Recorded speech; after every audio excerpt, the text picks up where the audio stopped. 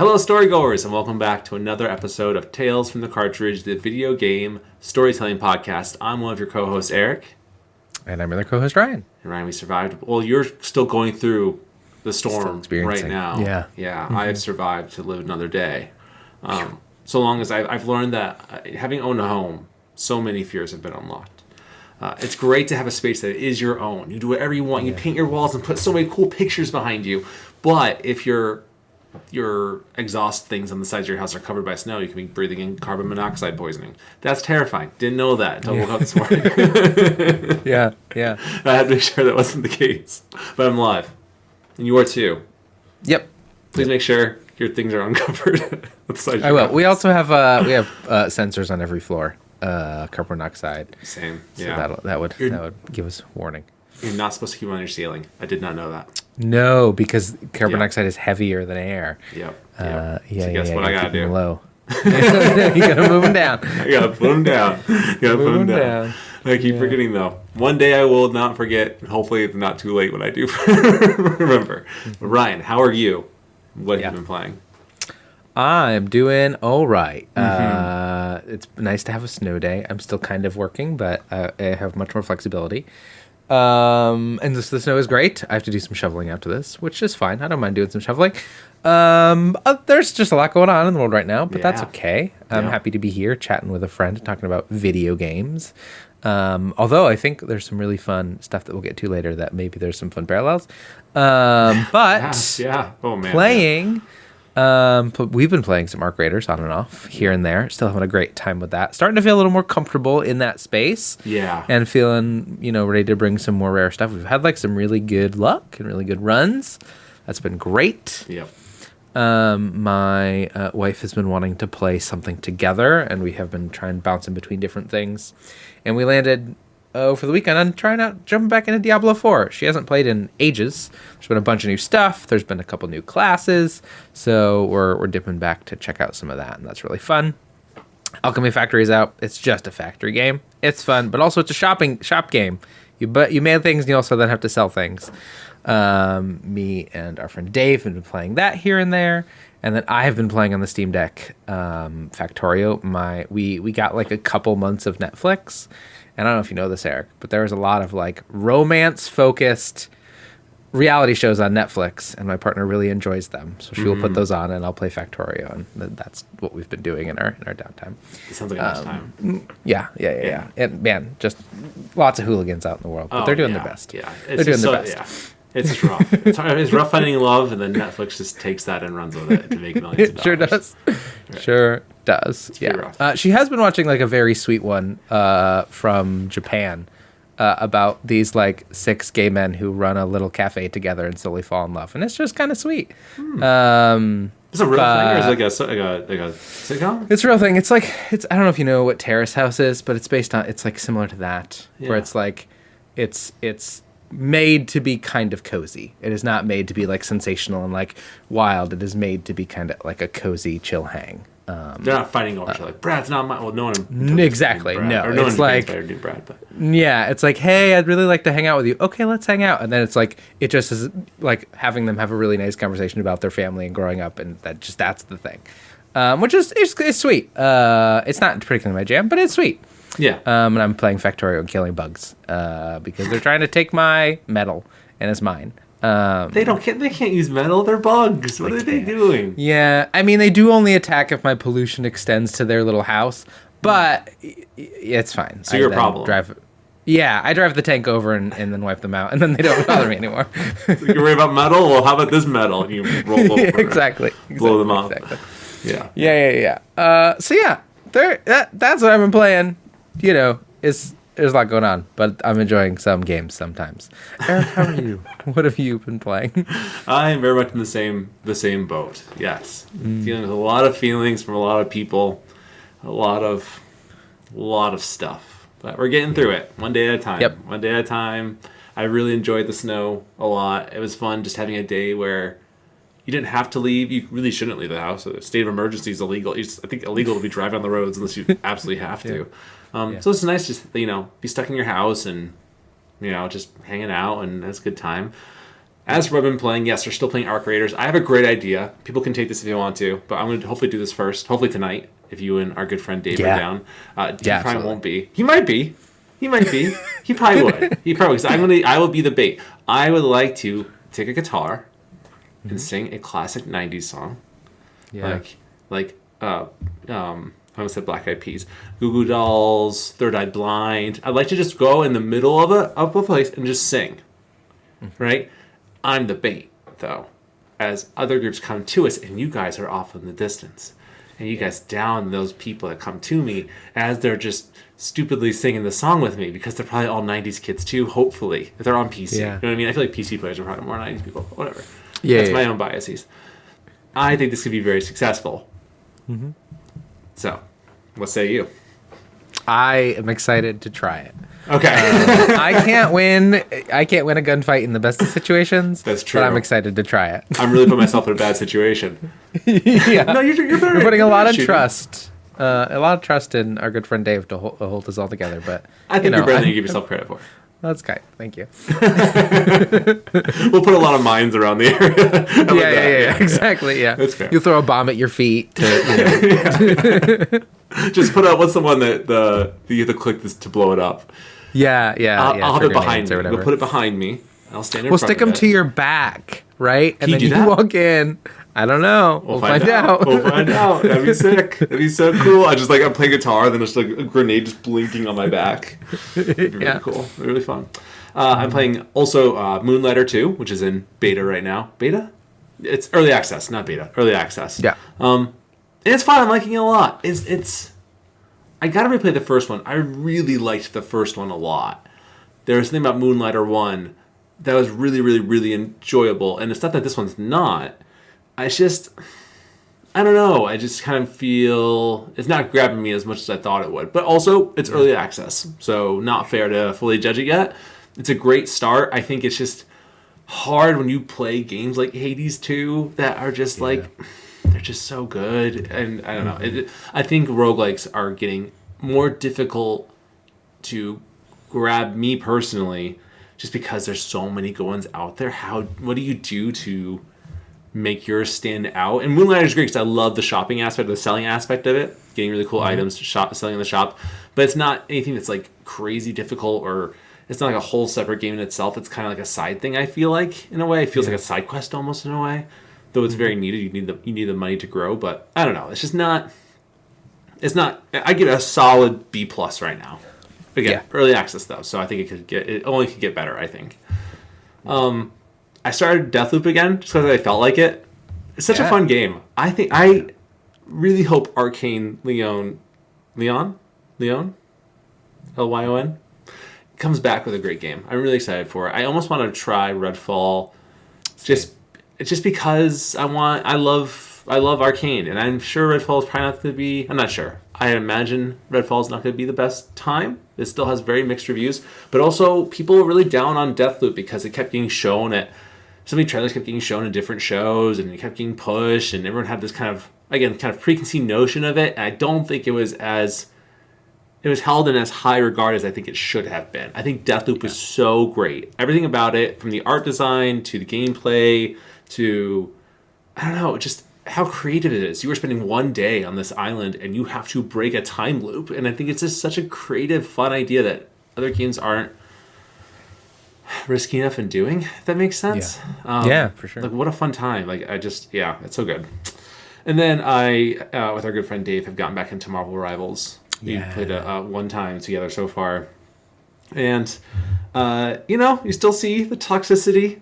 You still see a little bit of the this and that's, but I've learned, Ryan, in my age, that I'm not going to be the best at these things, and I'm okay. I'm actually very okay with that. I think if I was the best at something, I'd always feel like there's a pressure on me to continue to perform, and that sounds awful. I just want to enjoy. I just want to have fun, and I've luckily unless I relieved myself, but I guess relieved myself of the need to be something at these games, and I can just enjoy it, even if I'm garbage at it, and that's good enough for me. I like that. It feels a little freeing in that regard. I also went to a Super Smash Bros. Melee tournament. My cousin, my cousin didn't run this one. He runs others of his own, which is really cool. And I was very humbled. I was very, very humbled. There's so many things in that game. I loved Melee when it first came out. It was one of my biggest games ever growing up. And it has just grown in different ways. You can just break that game in so many ways that I had no idea. And I got just absolutely destroyed. Absolutely destroyed. But again, I had a great time. It was fun. People were very nice to me. I had no problems with it. So, but yeah. So anyway, Storygoers, we hope you enjoyed our last episode, which is our DLC Story of the Year 2025. I had a really good time putting that together. That was a lot of fun. Yeah. And I still feel good about our decision. Yeah. We make good choices. Yeah. Donkey Kong Bonanza is Story of the Year, and I won't fall back on it. There's no one can argue that. No one can argue that. So, in case you don't have to watch it anymore. I'm just kidding. Oh, sorry, my audio is so bizarrely wild. Hopefully it's not too much to hear. Anyway, sorry. I'm just like paranoid. This side of the screen is all the recording stuff, and it's like freaking me out. Yeah. As always, you can share your thoughts, feelings, and perspectives to talesfromthecartridge@gmail.com. All the E's are threes, which now, Ryan, you are correct. Gmail is allowing you to change it, and we could be one of those people. I haven't checked yet. So, Storygoers, if we should change your email, let us know, please. By emailing us that ridiculously long email that I constantly question if that was ever a good idea, which, not really, no. Yeah. Actually, this time you don't have anything written in. It's been a really quiet month since we last recorded, so nothing to read right now. As always, if you want to donate to our Patreon to help us, that'd be super duper cool, but if not, that's okay. If you want to rate us on Apple and Spotify, it's been a while since we got any 5 stars. Not that we got 4 or less or anything, that's not what I'm saying, but it's been a while since we got a rating. If it could be 5 stars, that'd be so cool. It'd make Ryan so happy. Look at that smile. So happy. Yeah, it's so. You know what? Do you want to let him down? Don't let me down. You don't. Don't. You'll let him down, and you'll make me cry, and that's just awkward. You know what I mean? And then it's just a sad time. It's just a time. Yeah. I'm wearing a white shirt. That's not cool. Tears on a white shirt. Yeah. Is that a thing? That's like a good song. Tears on a White Shirt. Is that a name of something? It is I feel now. Like that should be a name of something. Don't take that. I gotta learn a guitar. Copyright. TM. Tears on a White Shirt. TM. I thought you were abbreviating Tales in the Cartridge and saying no. I was like, what's way wrong? Trademarking it. Yeah. Okay, that's fair. You super trademarked it. Yeah. I don't want anyone taking it. It's a very good, alt rock band name from the aughts. Tears on a White Shirt. Why do I feel like who was the band that sang Delilah? Plain White Tees. Is that why? Okay, that's why. Never mind. I was like, that band should write that song. No, it's just my brain making connections to them. Starting early onset dementia, I think. Whatever.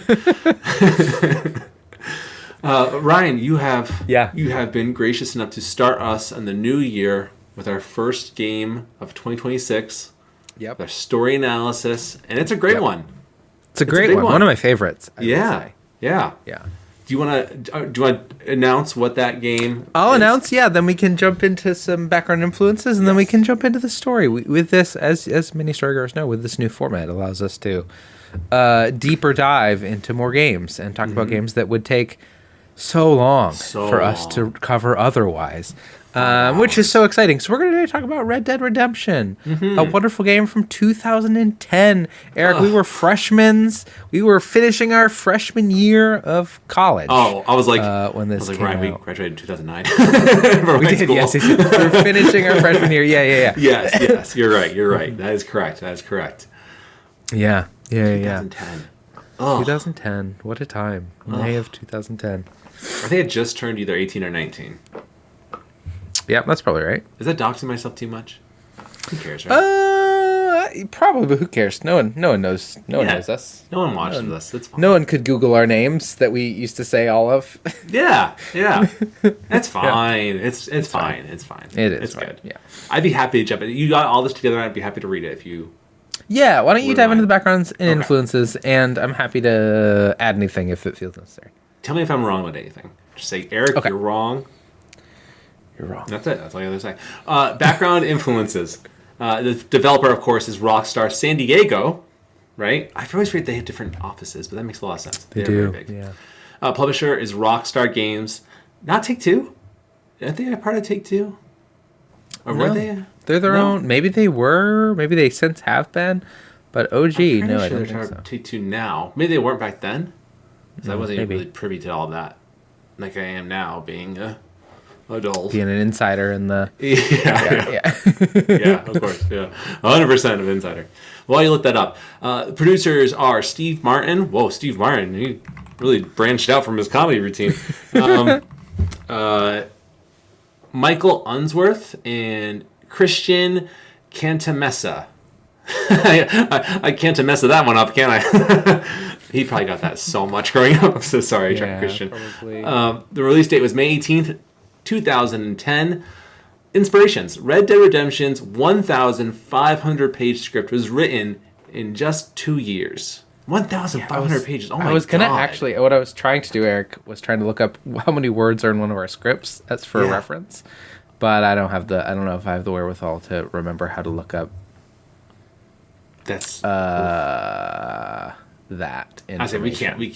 We word count. Not have 150 pages. 100. Okay. In our BioShock story, though, Eric, it had 7,000 words. That's crazy. I remember writing that. Half a Rockstar script. Half of the script of Red Dead Redemption. Is that true? Yeah, right? 1,500 versus 7,000? 1,500 page, not word. I was like, no. No, yeah, that was only 15 pages. Never mind. Yeah, never mind. That shows a lot of stuff. That was hard to write too, and we had things to reference that, to write that. Yeah. Wow. Yeah. Films that were an inspiration to the game were The Wild Bunch from 1969, 1973's High Plains Drifter, 1992's Unforgiven, 2005's The Proposition. Actually, that's it. I wish I'd phrased that better. And 2005's The Proposition. Yeah, there you go. Yeah, thank you. The team felt that most Western fiction takes place between 1840 and 1880, and that Red Dead Redemption's setting in 1911 allowed for a more intriguing analysis of the transformation of the, quote, the Old West, unquote, into the modern world. Yeah, which we'll talk more about, but is a major theme of the story.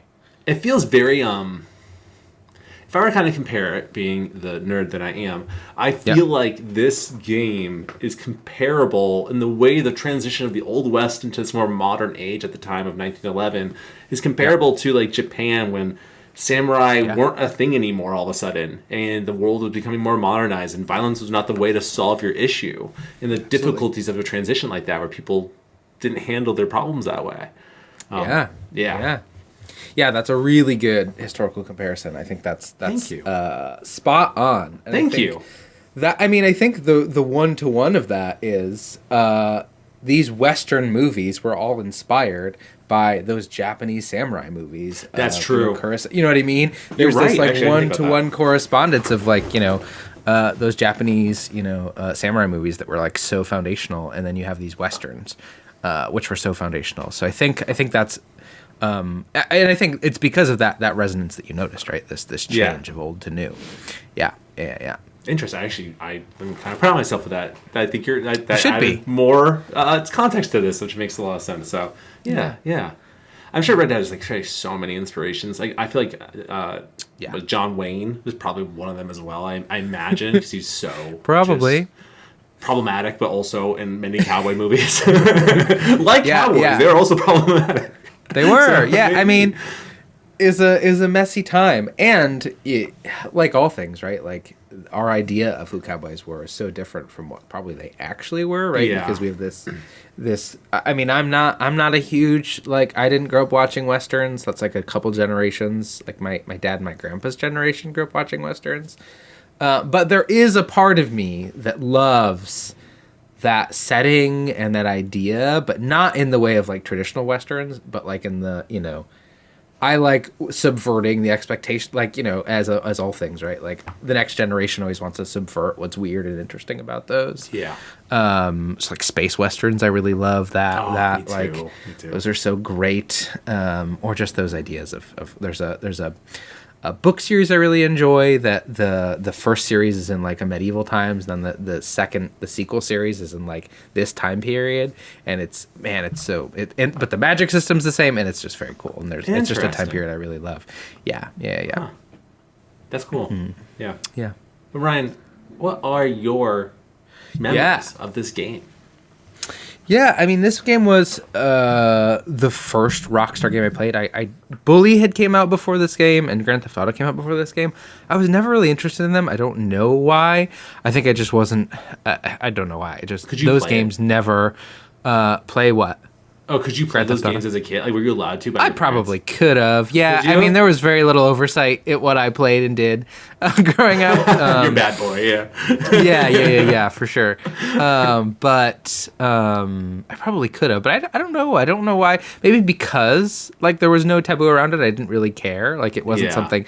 I was much more of like I want a cool fantasy magic story, not like a gritty, realistic. That just wasn't something I cared about. That wasn't a power fantasy I was excited about. Yeah, same. So I just wasn't drawn to them at all. And then, Red Dead was my very first Rockstar game, and I still haven't gone back and played any of the Grand Theft Autos. I've only played Red Dead 1 and 2.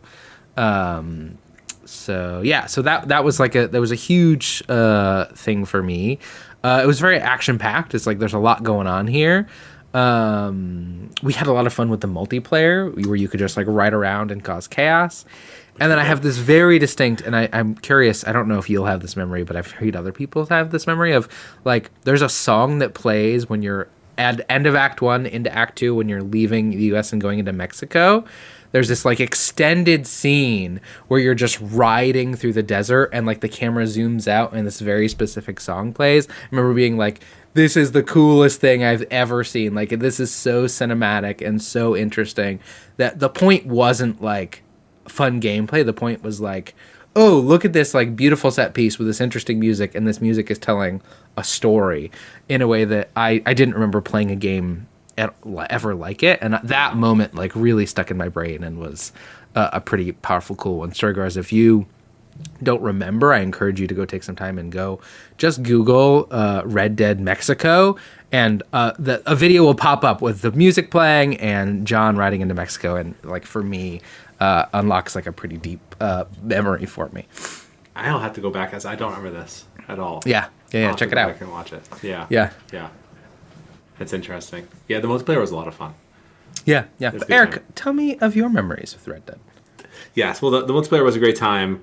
I just remember. Hopefully, I think I mentioned this to you before, so I'm sorry I'm repeating myself all the time with these things. But just remember all of us getting into like a carriage and just riding around and just shooting at people and getting people really upset. For some reason, we really enjoyed getting people upset. There's just something I think. I feel like we called ourselves something almost like the Soggy Bottom Boys or something stupid, like, you know what I mean? Like, it's something like dumb. But I remember like having a really great time with that game. I think it was that and like Borderlands 2. That was like the multiplayer games I really enjoyed the most with friends at that time. But no, I also didn't grow up with Rockstar games. I remember I was a goody little two shoes. I knew of the controversy around I won't say Game of Thrones, of like Rockstar games and like Grand Theft Auto and Bully, and I just wasn't even gonna try to get it because I would have felt guilty tricking my mom into buying it for me because she probably had no idea what these games were. Like, I had already been allowed to play Halo, and I didn't want to push my luck. You know what I mean? So I wasn't gonna just ruin that level of trust in my mind. And I still have never played a Grand Theft Auto. I've watched a lot of people play it on like YouTube for like fun little content things. But again, like you're saying, it's never a game that I've connected with because I just don't have that power fantasy of needing all these nice cars and these weird situations. And I don't know, maybe it's a sign of the struggles of feeling in control of one's life and why these games touch people so much. I really don't know.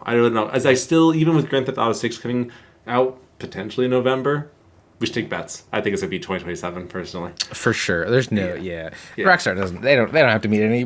They can do whatever they want. It's gonna still a billion dollars. Whatever they want. They can do whatever they want, and I think they will. I think if there's one thing wrong with that game, they are going to push it. They will push it. Absolutely. Yeah. But I just never have a desire to play these games. I just don't. I don't. I don't know, there's something I just don't connect with. Which is why when Red Dead came out, I was actually kind of excited because I feel like I could get behind this. I also, like you, was never super into cowboys. They were cool and all. I think the only time I really ever connected to a Western movie was 2 times. Though the second one, I don't know if you would really call it a Western or not. I guess kind of. I had watched a little after Red Dead came out, The Good, the Bad, and the Ugly with Clint Eastwood in it. Mm-hmm. And though it is way too long of a movie, the ending is very iconic. Have you ever seen it before? No. It is great because you're just following 3 characters: the good, the bad, and the ugly, and each one a different person.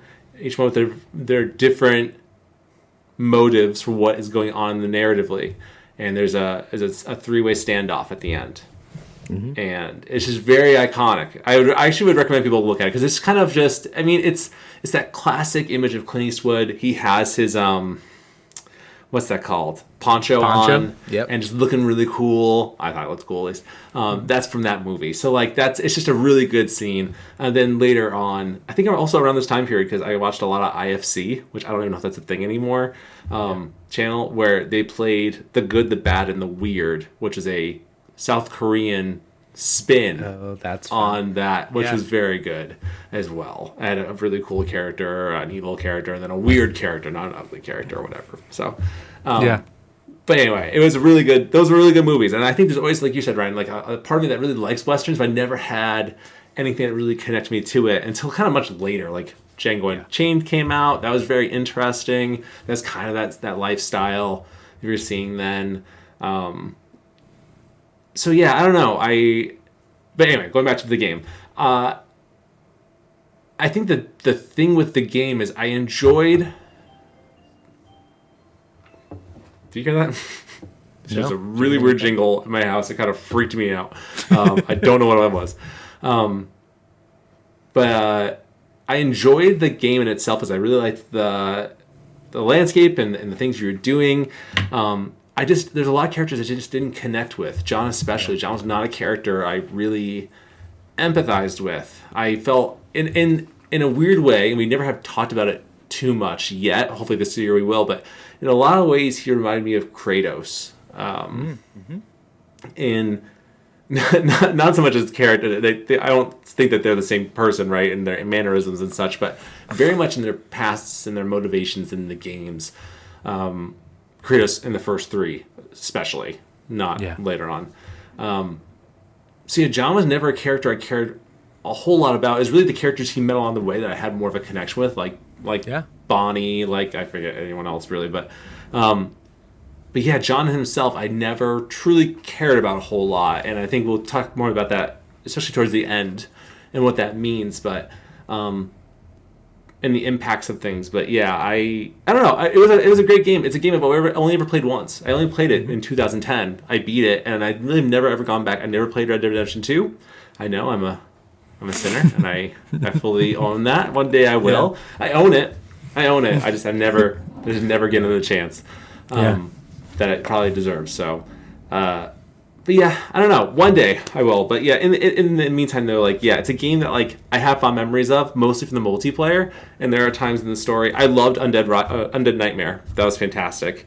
But besides that, nothing about the game ever truly gripped me in a way where I thought it was like a game that I loved. I really enjoyed it at the time. It's a game I probably would never want to play again, though. So it'd be fun to talk this through, and I'm hoping that it does motivate me to want to go back to it one day. So I'm going to be optimistic and open as we talk about these things, and maybe there are different things now, having been what, 15 years later? Gross. 16 years later. 16 years later. Yeah, 16 years later, that maybe it'll connect me to me more as an adult and not as a 18, 19-year-old punk. Yeah, absolutely. Yeah. But yeah, I'm really excited to talk about it. I'm really excited to see where it goes, and I appreciate you bringing the story today, Ryan. I think this is a good one. All right, I fudged up the recording, but we're back. Without further ado, though, Ryan, why don't you just take it away, and let's start talking about Red Dead Redemption. Yeah, we're going to talk about Red Dead Redemption. Really lovely game from 2010. This game takes place in 1911. We're going to just really follow the main story. There's a bunch of other stuff there to explore, but we're going to spend most of our time really just talking about John's main through line. A lot of these characters we'll talk about. There are whole quest lines to get to know more about them. We're not going to focus on that because we're just going to spend time learning about John. So this game takes place in 1911. The family of the former outlaw John Marston has been kidnapped by the FBI, the Bureau of Investigation, by Agent Ross and Archer, and who they said, we know you were a part of this gang. We're going to put you away forever, and we're not going to let you see your family unless you hunt down your former gang mates. So they send you off to hunt Bill Williamson, Javier Escuela, and Dutch Vanderlind. You're the only 3 living members of your gang left who are out causing all kinds of trouble. So John is dropped off in a town and sent off to go find Bill. He really quickly, hops on a horse, heads to New Austin, goes to the Fort Mercer where Williamson is and says, hey, let's just come on out. I'll arrest you. My family's in trouble, please. And Williamson's like, I don't know if you know this, John, but I have my own gang now. Shoots John.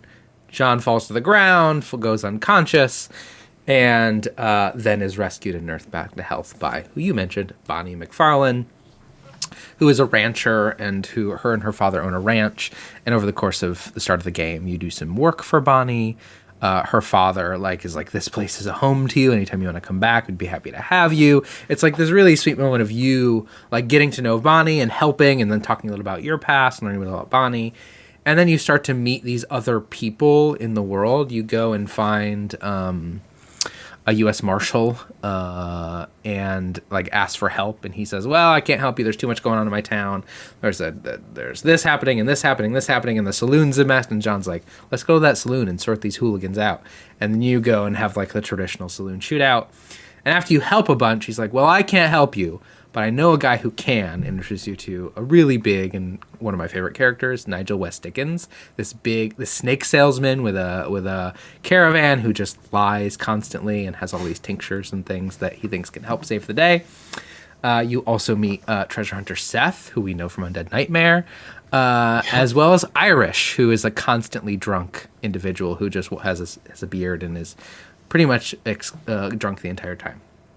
You spend a good portion of the game doing some jobs for them, helping them out, and eventually you kind of get this crew of you get a plan together if you're going to mount a gun to the back of Nigel's wagon. You're going to hide inside, and the others are going to cause a distraction, and you're going to ride in and murder everybody in the fort, take Williamson, and get back to helping your family. You storm the fort.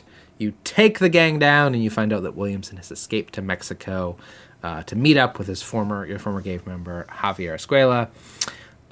Irish helps you then get to Mexico, and then we have this, like I talked about, this long scene of you riding through the open world headed to Mexico.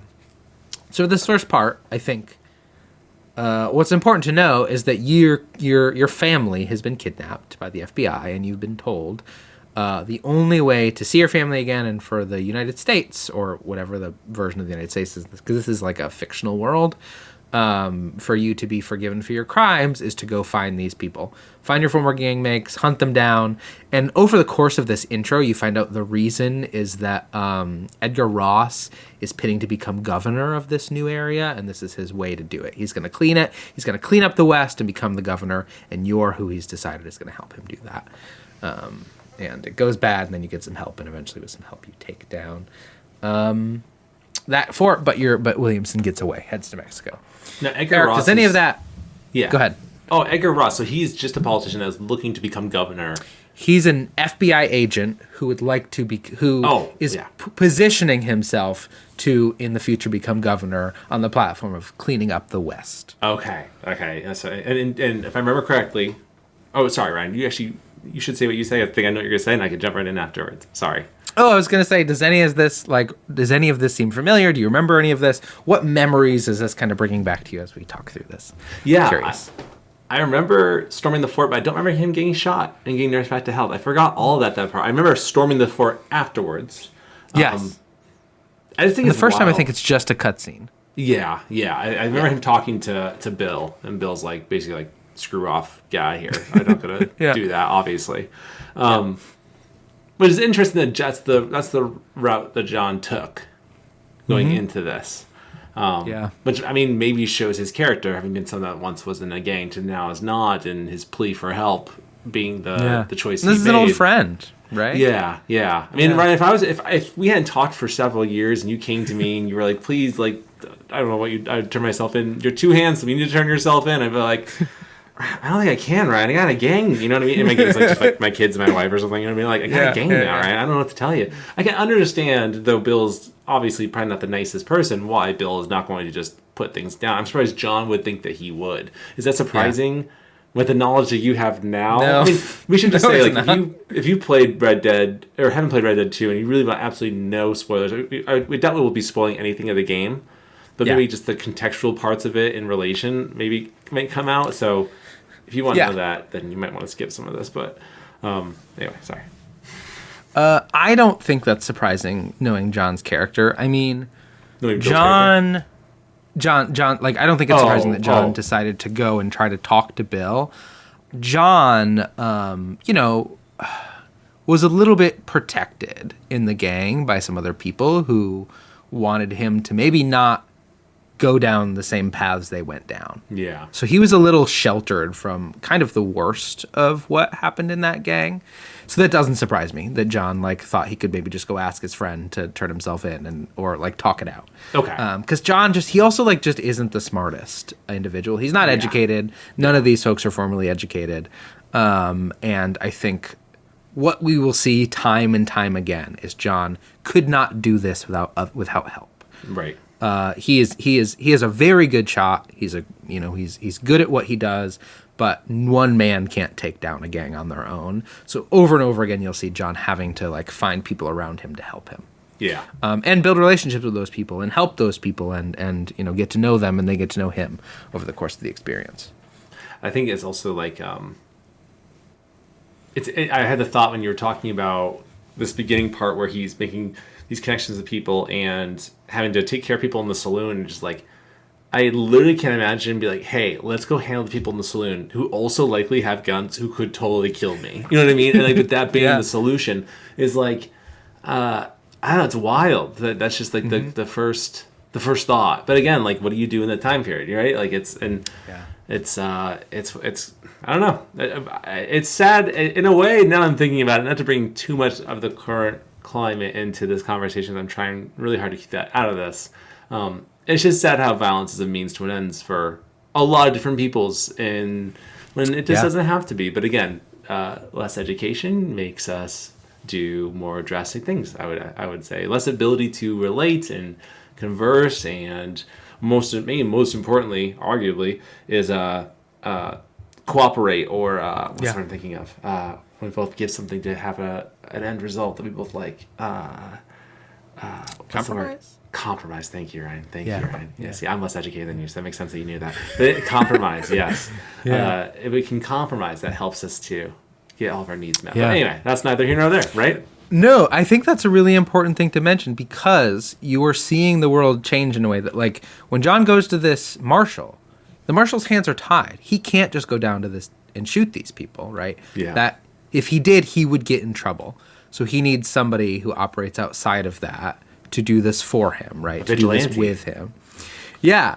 And that is the theme of this game, is that John is somebody who, he cut his teeth and learned how to move through the world in one way. And that world maybe doesn't exist, nor does it really want him anymore. And what does that look like, right?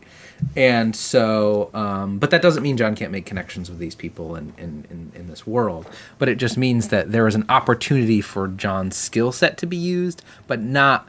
And and people like the outcome, but don't necessarily like how we got there. Yeah. And they think that, that outcome is worth, how we got there. Right. Mm-hmm. So I think that's a really good thing to note. And I think, you know, this is a fantastical story, and you know, I think it is playing up those tropes of violence and this vigilante, you know, gunslinger who's rolling in and to save the day. But I do think there's something to be said about like this idea that he is he thinks he has a way to solve this, and he's solving it how he always has. Yeah, and we'll talk about whether that gets him in the end. Yeah, yeah. You mean you're telling me I can't slow down literal time to mark everyone around me and shoot them with like just accuracy out the yin yang? Like that's out the yin yang. And I would argue, Eric, that you know sometimes even that ability won't save the day. You know. Honestly, you know what? I think a lot of people need to listen to this podcast right now. Honestly, though, I think it's. I mean, it's in such a different world. You know, thinking only about the game now, right? It's in such a different world too, where like that change was probably very hard for a lot of people, especially people who didn't want to conform to that change, right? So the fact that it did somewhat, arguably, eventually stick, is kind of a success in itself in a way. That we were able to become a more civilized society in a sense. And I think what I love about this game, and we'll kind of get there towards the end, is that idea of a civilized society and what does it mean to live in a civilized society, and do the ends justify a means? If we get to a civilized society, but you know we had to do a bunch of bad stuff to get there, is that worth it, right? And I think there are characters who we'll meet who argue like, I don't want to be a part of a civilized society because civilized society means I can't live in the way I want to live.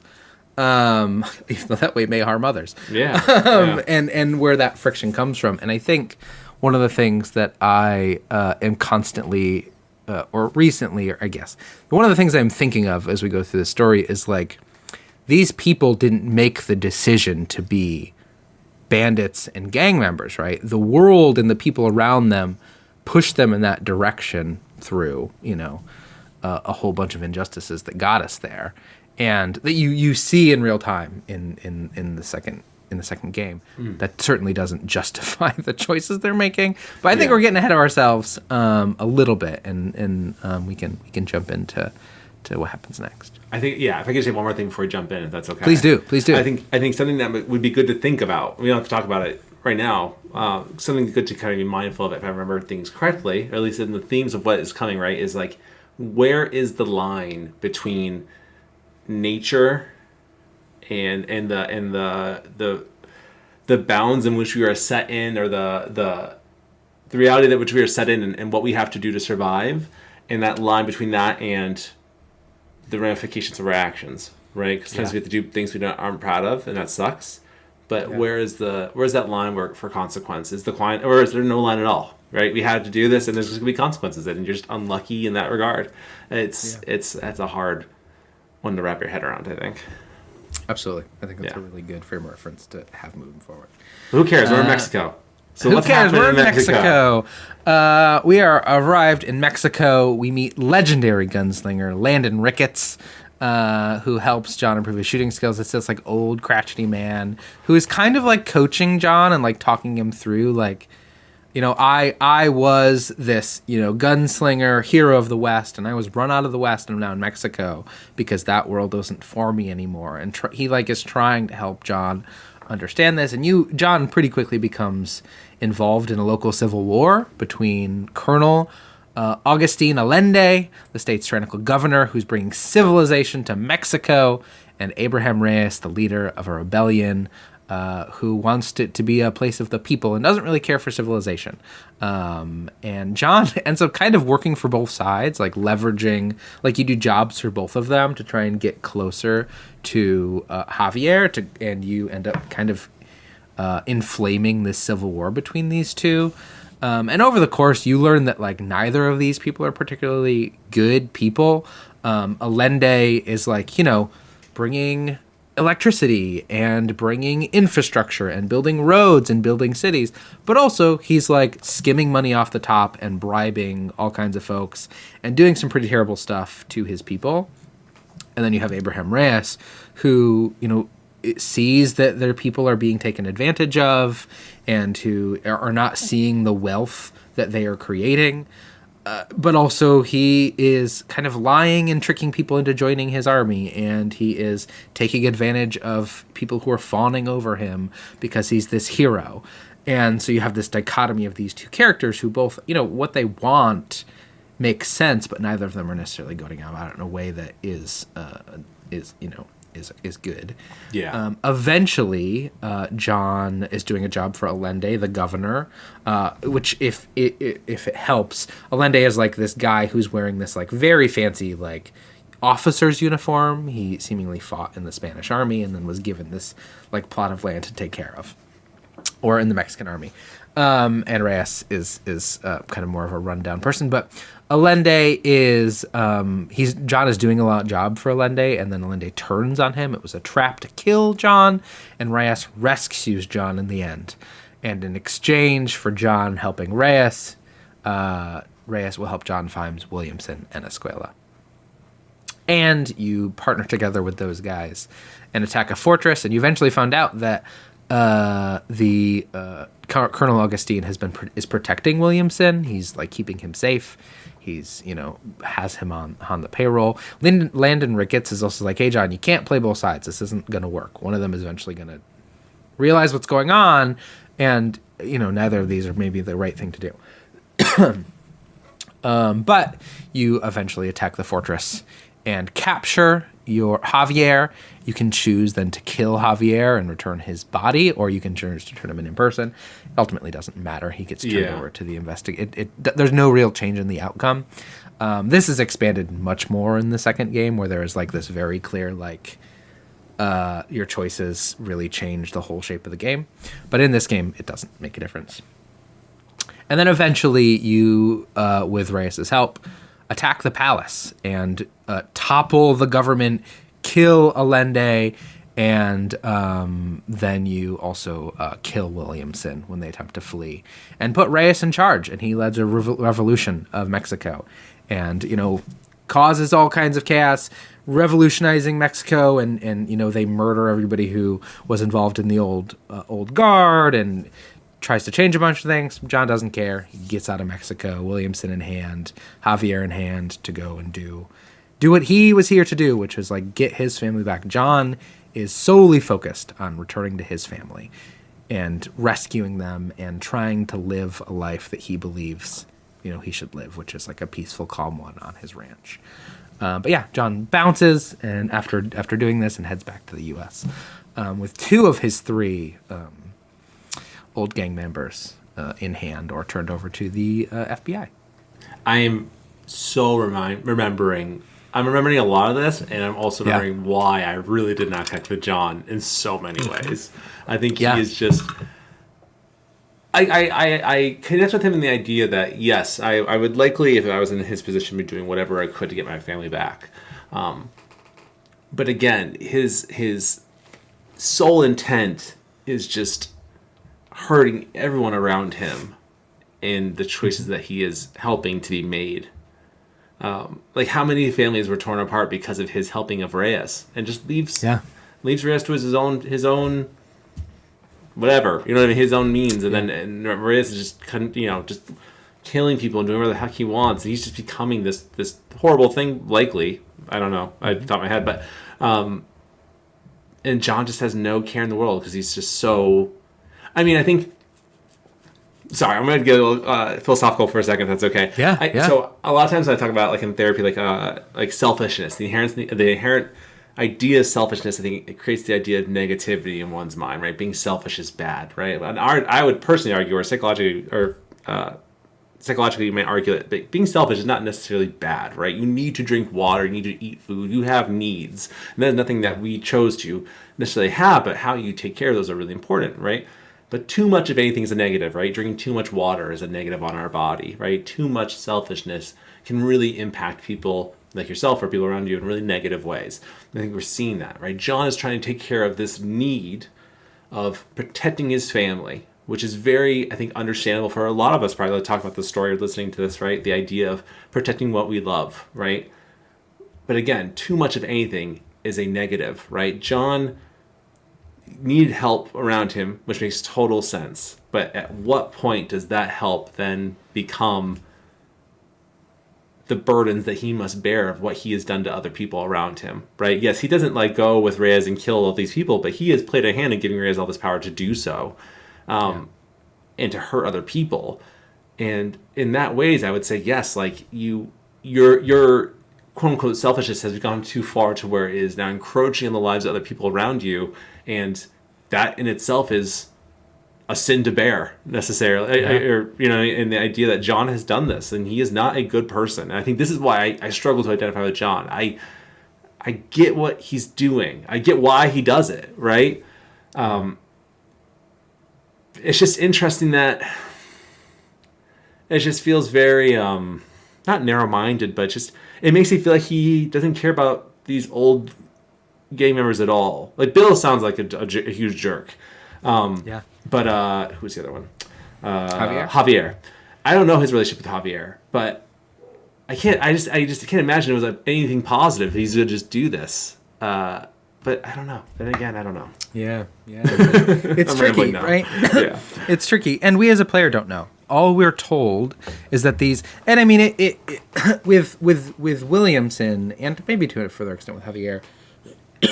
Leading up to this, you do missions where like Williamson's people in his fort are attacking people and like doing bad things, and Javier there might be something as well, but it also does that mean that you have the right to come here and do this thing that you're doing?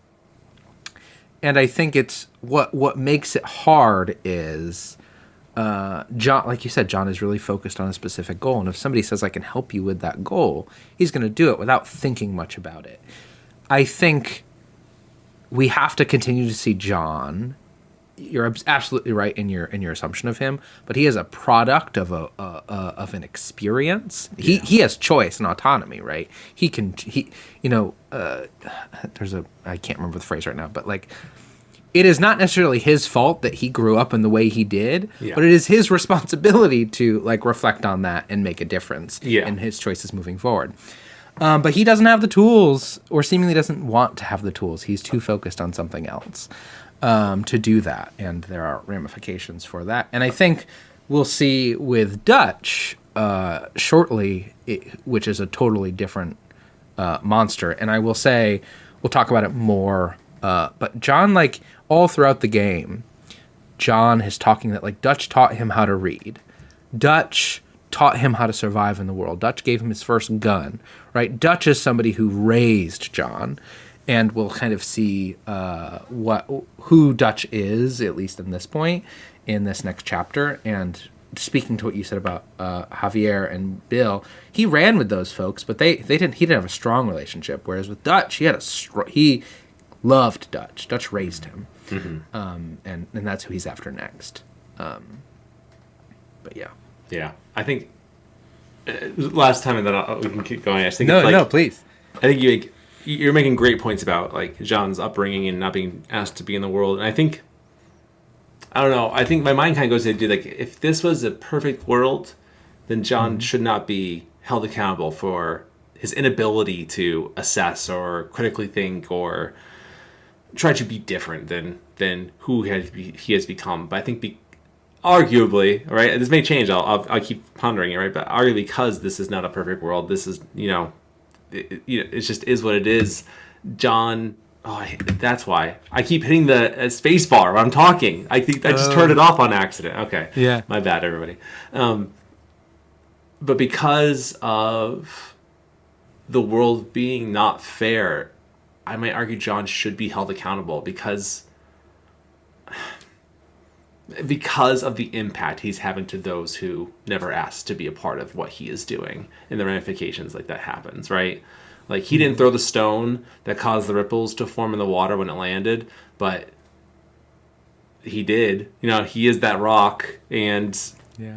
I don't know. I know what I'm saying. I'm also disagreeing with myself too, but like it's so hard. I don't know. Yeah, which that's it's one of the reasons I love this game is because of those complexities, right? Of that, John is a person who John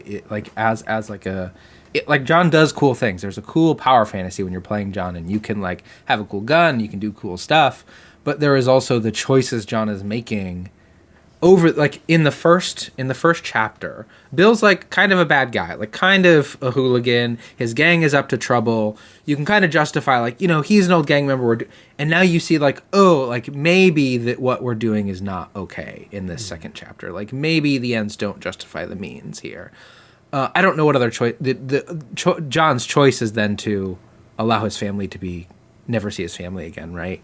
Or for him to be arrested and be put away forever, right? Those his choices. He does. I mean, there are other choices. That's a false dichotomy. But in his mind, his choices are: I need to do this thing whatever way I can, or I can never see my family again. Yeah. There are obviously, I think, some other choices there. But I don't think in John's mind he has the tools to recognize those other choices. That doesn't justify his actions. What? And he could get this old gang together and storm the FBI, live in Mexico. He could take down the government with his old gang. That's true. He could freeze time. Not actually. I will say, we'll talk about it more later. That doesn't stop the U.S. government. That's fair. That's a fair point.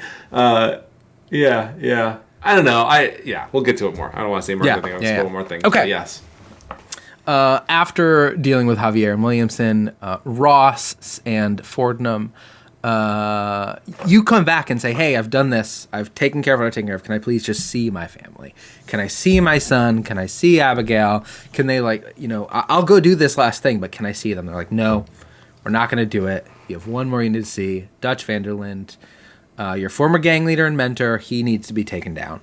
And you find out Dutch, who has formed a new gang with a bunch of Native Americans who are upset that their land has been taken, their property has been taken, everything has been taken from them, and they've been given a raw deal. And this idea of civilization that is coming in is built on top of the bodies of their people, right? Mm-hmm. And he is like rallying them around him to fight back against the system.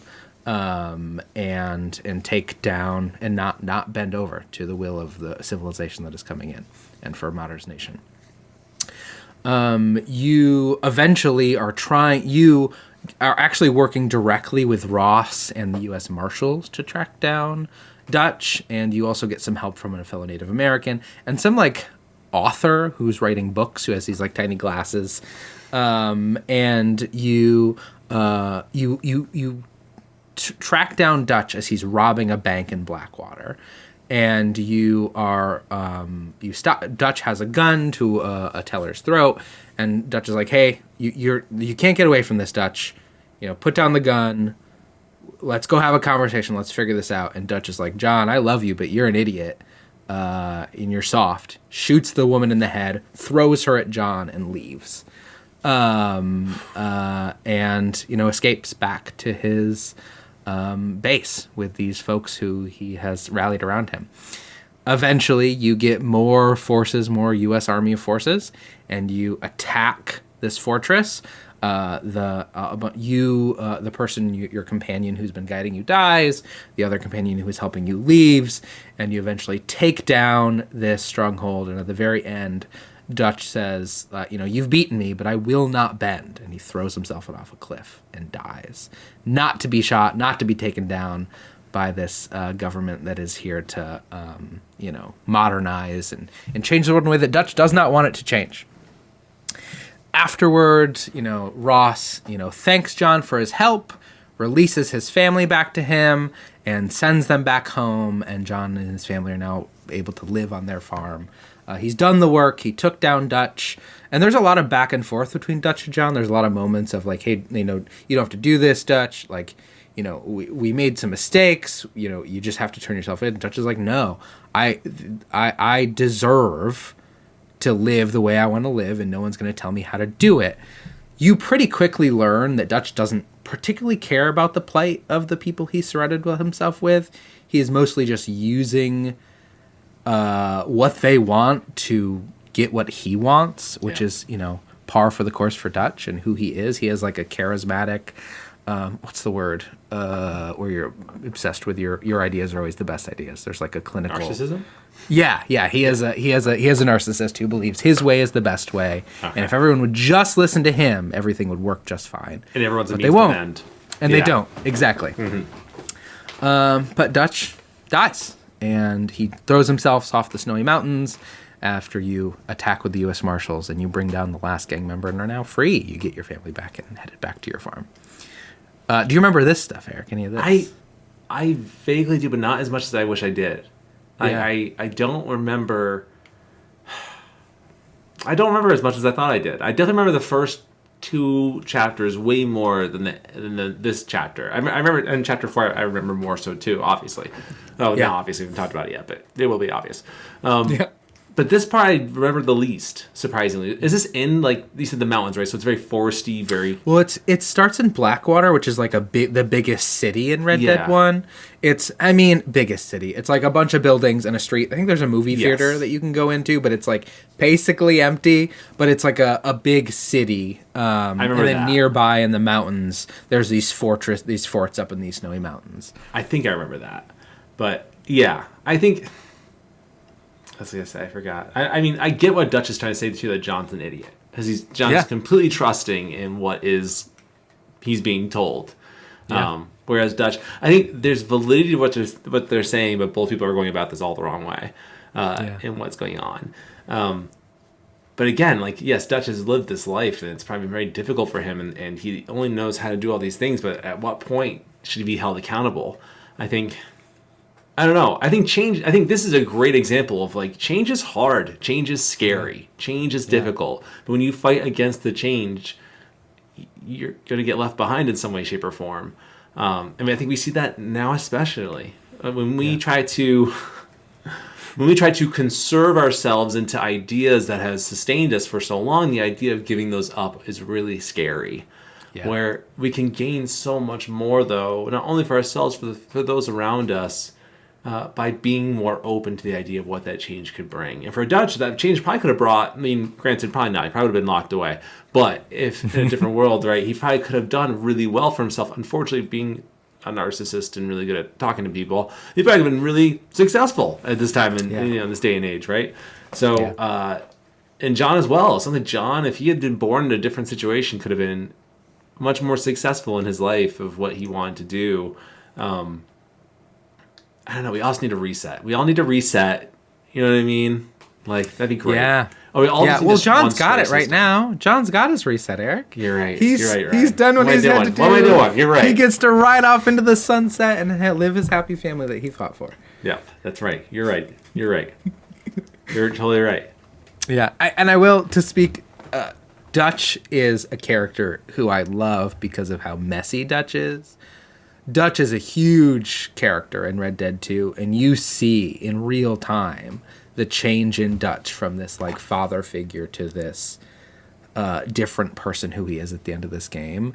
And he is, like, such a core part of that story. But yeah, I really like Dutch as a character. I don't like Dutch as a person. He was a jerk even in Red Dead 2 when he was in a different world and it was a different time. Because of, his own mental situation he's dealing with and the things he's experienced.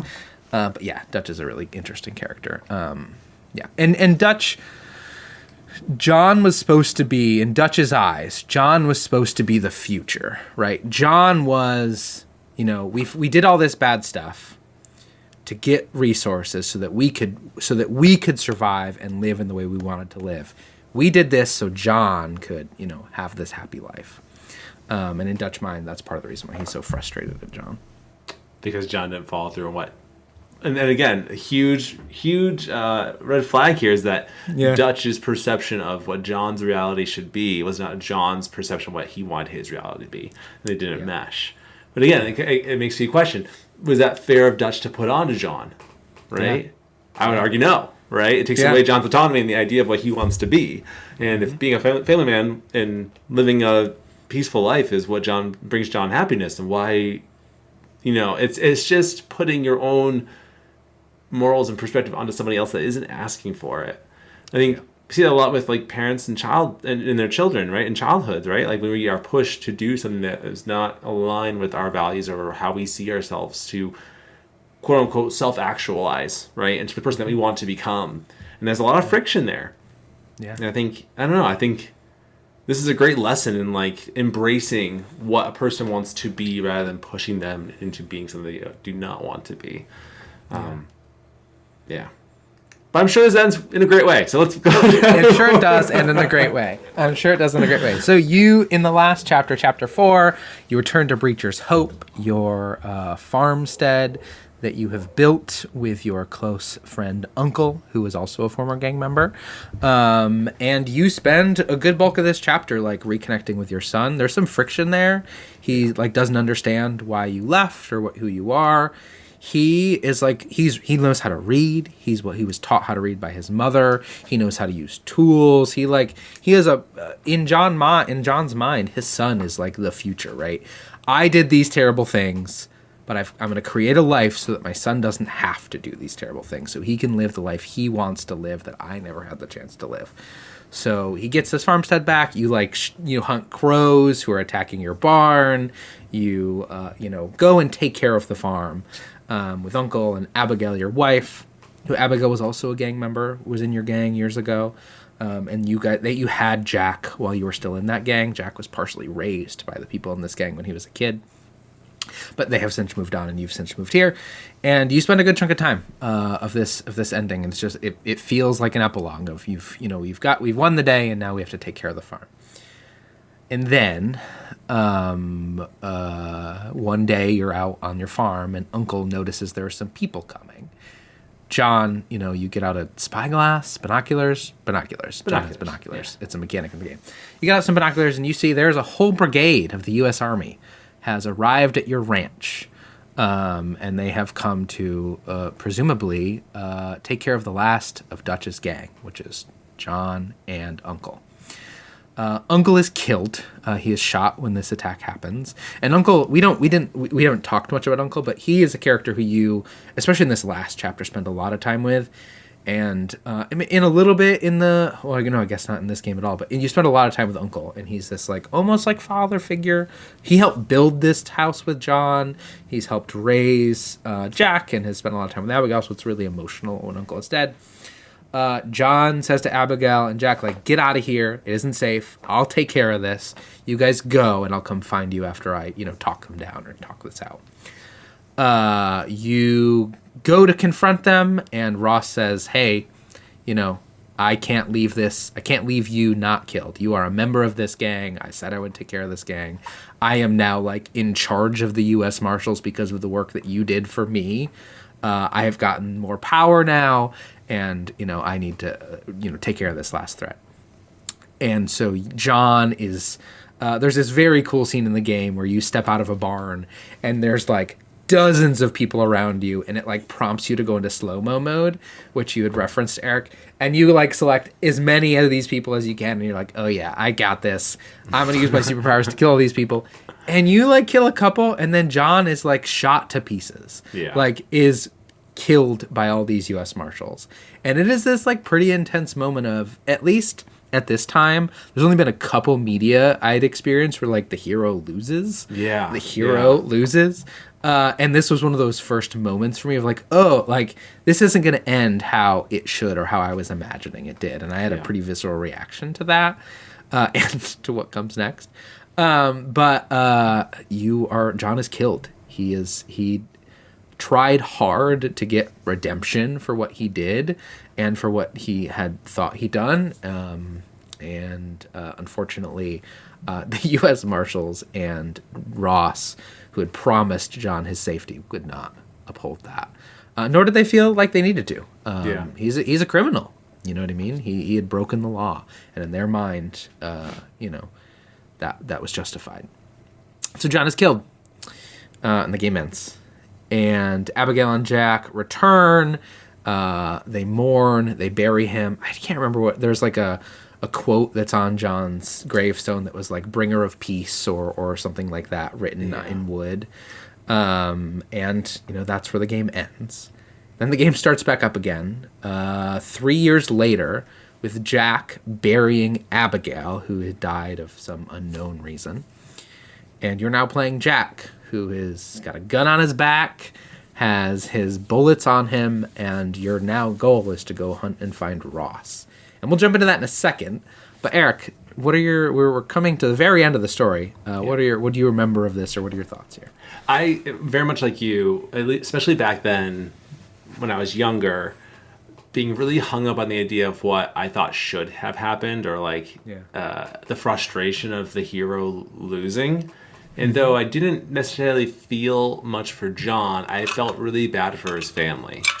That though John, I think you can see the positives of John, and John wants to be a good father. And I think the idea that his son will lose out on that relationship, or his wife won't have him in her life anymore, was really sad to me. I think it's the thing that really got me, and the frustration of how these individuals like Ross and Fordham, who are saying they're doing these righteous things to make the world better, though that those righteous things that make the world better are death and destruction, which I'll get more to at the very end of this part, right? I think this is very well, I don't want to say that because it spoils a little bit, but I think there's a lot of frustration around it. I think now I can definitely appreciate endings like this more so. I'm very much okay with the protagonist dying.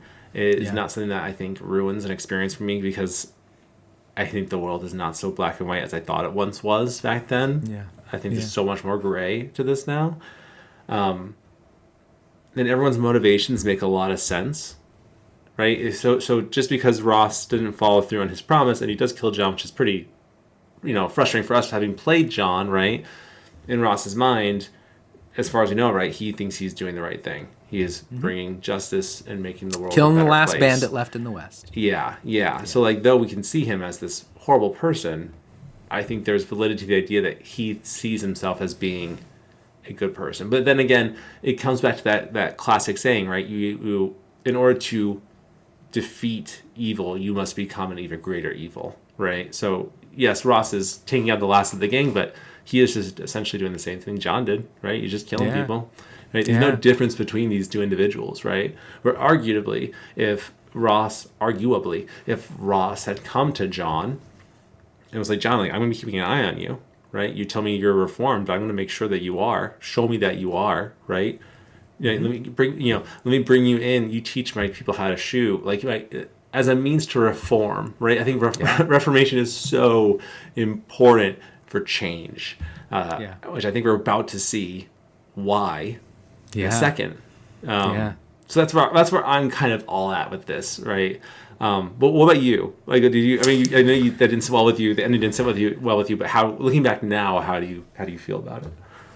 I think it is this beautiful, complicated mess of people who, and what I think is really interesting, or not that I struggle with, but I think is interesting, is that, like, in order to create this, in Ross's mind, to create this world where we don't need people like John anymore, where there's not these gang people running around anymore who are just robbing banks and taking from people, ultimately taking from people who have money, right? But still taking from people. I am a person who wants to live in a world that is safe and doesn't have these individuals, folks who who want to just take the things that they think are theirs, right? But the way that Ross goes about it doesn't feel good, and that, for me, there's like a part of me that's like, this is all fiction, but things like this happened, right? In our world, and I am a beneficiary of things like this happening. And so part of me goes to that is really interesting, and the other part is just, it's like a really, I really liked John as a character. Again, hard to know how much of that is my experience from Red Dead 2 and in this game, because I have a different lens there. I really like John as a character for some very specific reasons. Like, I wanted John to get his happy ending. He didn't deserve it, but I still wanted him to have it, because I think I don't think everyone necessarily has to get what they deserve. I think if people want to have happiness, they should have it. That being said, that isn't necessarily justice. And you could argue what Ross is doing is justice, but is that the right type of justice, or is that do the ends justify the means there? And I that whole idea is really interesting to me.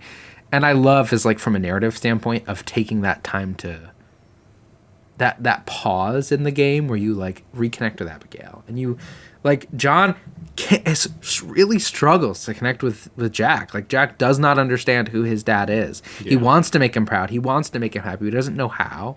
And John doesn't know how to deal with a teenage boy or how to teach him because he doesn't have any skills. I really liked those moments between those characters. And like you said, it just makes that ending so much more tragic, right? Of what could have been if things had happened differently. A lot of rambling here, but I do really like good. This ending looking back. It is like a pretty hard ending, like emotionally difficult ending, but I do like what it is trying to, that it is like subverting your expectation and forcing you to feel those emotions and ultimately telling a story that feels real. That is, a person in power who told you they would do something, they may not be telling you the truth because really you're a tool that they are using to get something that they want. Yes. And once they've done that, your usefulness has ended. And John is very naive in that. But I think that naiveness is, I can't say much else, but that naiveness is something that is part of John. Yeah. I mean, we see the parallels now, right? Like, what's the saying that the best kind of leadership is a kind king, right? A kind ruler, right? They have everything. I mean, they're just out of the kindness of their own heart doing the best they can for their people. That's not a real thing, though, right? Because I think also absolute power corrupts absolute. And I think there's a lot that goes with that. We see that with Ross. Right? Yeah. And he gets that taste of power. It's, now I can do whatever I want to. And of course I'm going to kill you. I become even more powerful. I become more influential. Why wouldn't I want that for myself? Yeah, I'm making the world safer, right? I'm making the world better for all of these people who, all of the people of Blackwater who don't really like that John lives, like that John is a gang member who's still out running around, right? Yeah. Or like the bankers who John used to rob. Like there are all these forces and people who don't necessarily believe that John deserves this second chance. We as a player have experienced a version, like you said, John's story, but the rest of the world maybe doesn't, want John around anymore. Yeah. I mean, I think or his skill set. Oh, so sorry. My God. No, you're fine. I think going back to what you were saying too about the deserve, right? I actually had someone recently at my job. Shout out! You'll never see this. I don't think this is something that you would ever watch. But shout out to that person because I can't say anything. But they made a good point because I asked the question, like, "What do you feel like you deserve?" And they were like, "I don't care for that word at all. Because deserve means nothing. There is no deserve, right? If everyone got what they deserve, this world would not be the world we live in, right? This is not this. The word deserve does not actually mean really anything, right? And I think what's the connection I've made, especially now thinking of this, is I wonder if Rockstar had put Chapter 3 in here with the Native Americans almost as like a mirror, right? The Native Americans had something stolen from them and they wanted it back. Same way John did too, right? They were denied, killed, right? Almost like a foreshadowing as what's to come for John. Absolutely, yeah. Yeah. I don't know if that's the intention or not. What did the U.S. Army do to these Native Americans, right? Yeah. They're going to do the same thing to you, John. Yeah. Exactly, yeah. Right? It's almost like a foreshadowing. I don't know if that's the intention or not, but whether it is or not, it's great. Yeah. I mean, it worked really well. You know what I mean? Whether it was intentional or not. It's something that definitely went over my head at the time. Yeah. I don't think I thought anything of it. But now, talking about it like this, it makes a whole lot of sense why that would be in the game like this, right? And Dutch, I think, is kind of this representation of a person who struggles to change. But again, struggling to change for the betterment of all, quote unquote, right? But of course, now I'm just rambling too, because like, is it really the betterment of all when it's led by a person that's awful too? You know what I mean? It leads to a lot of complex questions. There's no right answer. Because people are just messy people. Speaking of messy people, Ryan, what happens at the end of this game? At the end of this game, you as Jack get the mission to find and get revenge for Ross, who killed your father. Ross is retired. He achieved what he wanted to achieve and has found peace. And you find him as Jack fishing in his wellies, standing and fishing, and you approach and, you've killed my father. And let's do it. Like, we're going to fight this out now. And you shoot and kill Ross, leaving him dead in the water and walk away. In this, and then you can continue to play the game as Jack, but in this moment of Ross wanted to take out the last of the gang members, but in how he went about it created another one. Exactly. Right? He created the thing in the world he was trying to destroy because of the means in which he did it. Yep. And there's this like tragedy of Jack, this character who is educated, has skills, and because of what happened to his father, his mother passed away, likely because who's going to bring in money? How are they going to take care of this farm without John around? Like, their lives was probably pretty difficult after John was killed. Jack doesn't have anybody left in the world, and he's going to get revenge on the person who took that away from him, kind of perpetuating this cycle of violence. Yes, I think the cycle of violence, that's the thing I was going to talk about too, is like this is just a beautiful representation of the cycle of violence, and how, again, if Ross had gone about this in a much more constructive way, he never would have led to the formation of what Jack became, right? Which is just another gang member, essentially, right? He's just John 2.0. And also, like, did not realize this at the time. For sure did not realize at the time. Didn't realize there's only 3 years between. All that for Ross to retire in 3 years and just fish? All of that for 3 years? Like, what? And again, I think it's just a constant, like, what were we working for here? What was the goal? Because you were just sitting in this, I think it's a cabin. It's a nice cabin, I think, if I remember correctly, but it's not amazing. He's just sitting in a cabin fishing. And it's like, you did all this for this? Like, this is what you wanted? Like, it's silly. It's silly. I think it's another good question as to, like, what, is what you're going for really worth what you're giving for it, right? Can you be happy with quote-unquote less, which could be more, essentially, right? He could have the same ending if he didn't do all this bullcrap to get to this place. And it's just sad because I think it's a great lesson to, Jack's whole childhood was taken from him, right? And he is just he's another person placed in this situation, which is not his fault, but then begs the question, what he does after now, is that on him or is that on his past? Yeah. Or both, right? Like, at what point is he accountable and what point is he not? I don't know. It's kind of frustrating talking about it like this right now, right? A little bit. Like, I think that's probably the point. Yeah. I don't know. I remember that part. I remember being very happy with killing Ross, which sounds horrible to say out loud because I was a petty 18 or 19-year-old. But I think thinking about it now, much older, I don't love that ending because I don't think death is a means to an end, and the idea that you have now achieved something, right? And just, again, with the cycle of violence, we don't know this, and we will probably never get this, right? But because of the death of Ross, who is now going to seek vengeance against Jack, right? Or will anyone? Will it be the U.S. government? They know that something happened, or whatever it might be. Like, the cycle continues, right?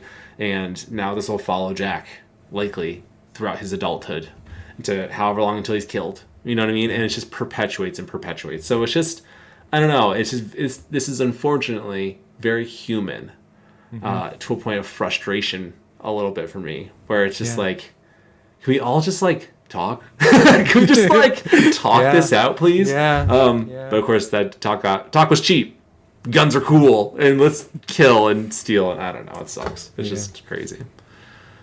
Absolutely. I mean, I think like we said at the beginning, I've never connected with Rockstar games. I think, especially like the Grand Theft Auto series, for I think similar reasons. Like, same. That just isn't a power fantasy that I'm excited about, and it's not that I'm excited about this Western power fantasy, but I think there is like a very humanness to this story, and especially when I played this game, was something I'd never really seen before and wouldn't see again until probably The Last of Us, right? Like, that's the next time where I'd played a game that was like made me think or put characters in front of me who were messy, and they're telling the same story, those two games, right? Of like cycles of violence and the choices we make, and are we worthy of redemption? Can we get like, they are telling these same human stories, but in different ways and in different settings. And up until this point, I hadn't played a game like that. But it's what is, I think, so interesting is I randomly chose this because this is a game that I love, but there's so much context because of the world as it exists right now that I think makes this even more frustrating and more difficult to parse, right? 100%. Which, like, kudos to Rockstar for creating a spirit. Well, unfortunately for us in the world, and kudos to Rockstar for creating a game that has these echoes to the world. Yeah. Of this really human experience of we're messy and we don't make good decisions and we make mistakes and those mistakes lead to people getting hurt. And then because those people get hurt, they hurt other people, and just this like spiral of you just don't know what your impact is when you make these decisions. Yeah. Yeah. There are times where we record these episodes and we'll talk about certain things, and I wonder if I ever have kids, if they'll ever hear these things and they'll question what we were talking about, and I'll explain it to them, and if they will just be blissfully unaware of what I was talking about, and there's parts of me I feel a little emotional, like there's parts of me that I hope that they are like ignorant to it, and we can talk about it, and that's a way to learn. I don't have hope for it. I have hope for it. I'm not overly hopeful for that to be the case. But I do think change happens in both positive and negative ways. I think we have come very far, right? We don't live in 1911 like this, right? We don't live in this world anymore. This world has changed. Now we have a whole other set of issues that are absolutely terrifying in different ways. But it makes me hopeful that, like, if change from that to this can happen, what change could occur, right? And again, if you fight that change, you may only be stopping the positive growth that could come from working with it rather than fighting against it. I don't know. It's I would say that, Eric, you should play Red Dead 2. I should play Red Dead 2. Yeah, I should. That right there, I think. I don't want to spoil it for anybody, but as a selling point, you are struggling with this same struggle in Red Dead 2. But you are changing as a character. You have the ability to make the choice to change as a character and to do things differently to hopefully make the world a better place and try to make up for your mistakes and do things differently in a way that is really beautiful, and also, because of Red Dead 2, incredibly tragic. Or Red Dead 1, incredibly tragic. Yeah. Yeah. Okay, I should probably play it. I mean, it's a very long game. The controls are silly, and there's a lot there, but man, the story of that game it's probably like 80 hours. It's a lot. Oh, just the main story? If I want to do Red Dead 2, how long? If it's like 50 hours. Oh my god! Oh my god, Ryan! Game. It says Red Dead will take you from howlongtobeat.com. It says Red Dead Redemption 2 will take you approximately 8 weeks to complete if you play for 1.5 hours a day while focusing on some extra content. Yeah. But I think the beauty of Red Dead 2 is it is in conversation with this game, and in conversation of what you just said of like, what does it mean to hope for a better world? Can you make the world a better place through your choices? And if you've made mistakes in the past, can you do things differently to make things better in the future? And will the world let that happen? And that is what that game is in conversation saying, as well as like interacting with all these characters in this really beautiful way. For folks who don't have the time or capacity, that's okay.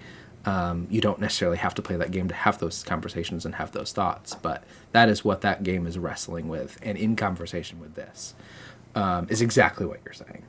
Is that hope that the people who come after you won't understand the world you lived in, because it will be so different and alien, because choices have been made that maybe they don't have to live in that world anymore. I think that's the hope. That's the hope, I think. Right? We either can become the Rosses and trying to force something that through ends justifies the means, or we can be better than that. I think we can do better. I don't know. I think when emotions are fantastic, they are all well and good. When they get in the way of something that could be difficult to do but better overall, that is something that could be a huge change in not only a life but in the world. But revenge is such a slippery slope, right? I think it never feels the way you think it will. getting revenge never feels like, I think we've all had that time where someone killed us in a game and then we got them back and we finally got them back and we thought it was going to feel so good, and it doesn't really, right? It may feel good for 2 seconds and it just feels kind of hollow. And granted, we're talking about, the idea of like actually killing somebody, right, and revenge. And again, I imagine that probably sounds great on paper. If you've been wronged and you want to get back and have revenge, it probably sounds amazing. But I question how that would actually, are you really in control, right? Did you really win? Because it just feels like all you did was you lost to the emotion that carried you forward to this path, right? You actually lost because you had no control. Mm-hmm. Yeah. Yeah.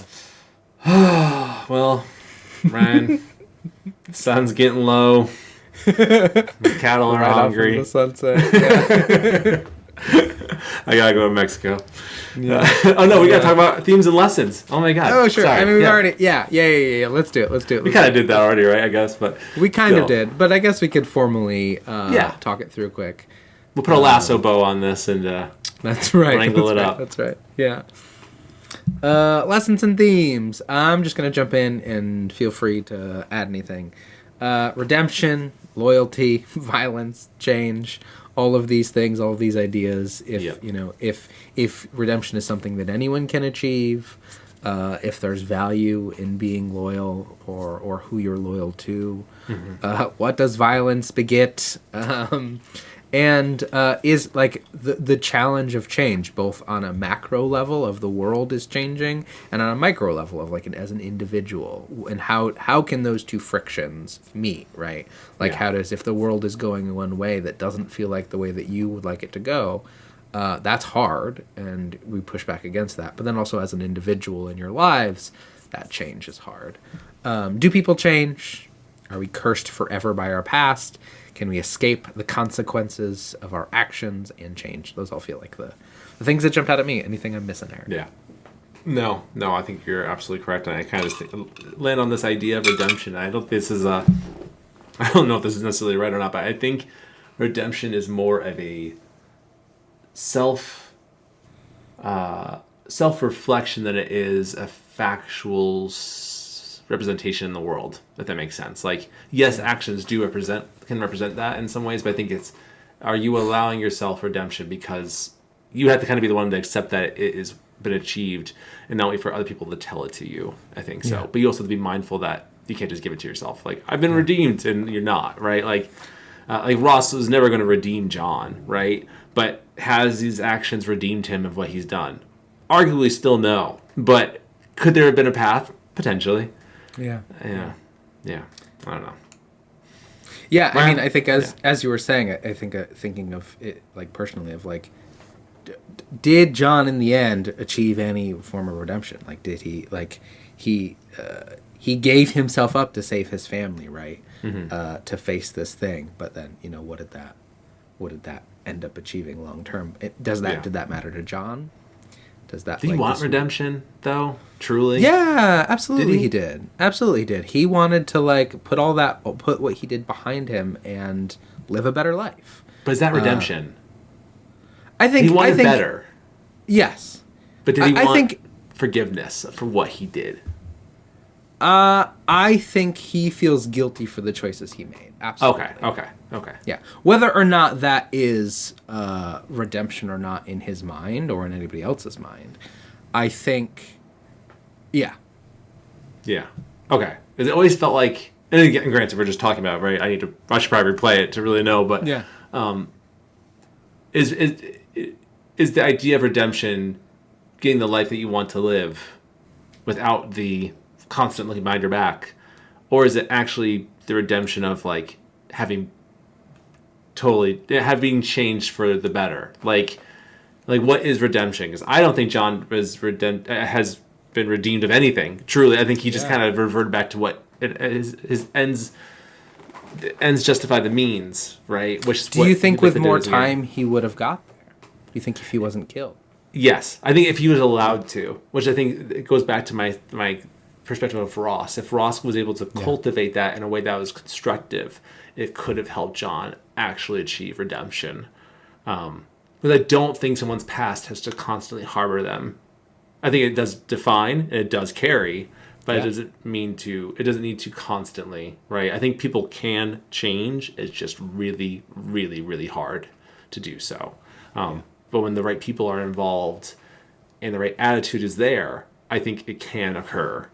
But John just didn't have all the things he needed to do it. Yeah. Yeah. Yeah. I don't know. What did you like about the story, Ryan? Lots of things. I liked the complex characters and ideas that it's playing around with. It is throwing around like a lot of philosophy stuff about like who gets to decide what is right, who gets to decide what is wrong.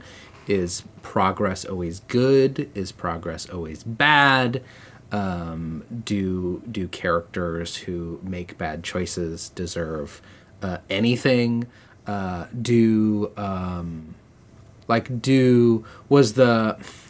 the version of John that Bonnie knew different, like a different, like better person than the version of John who John was, right? And does that matter? Yeah.